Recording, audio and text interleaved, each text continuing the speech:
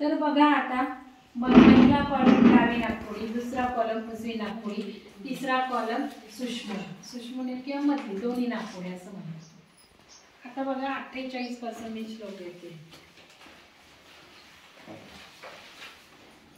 49 बघा। इडा नाडी वाममार्गी आहे। मग आता इडाच्या खाली लिहा वाममार्गी। वाम म्हणजे डावा,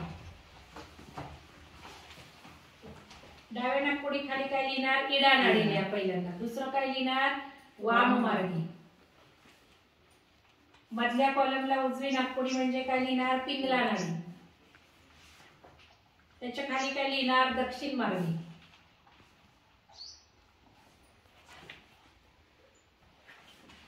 या म्हणून सामान्यतः ज्या डाव्या नाकपुड्या त्या साऱ्या इड्या आणि उजव्या पिंगळा नाड्या जातात। कळलं तुम्हाला? डावी म्हणजे काय इडा, उजवी म्हणजे काय पिंगळा। डावी नाकपुडी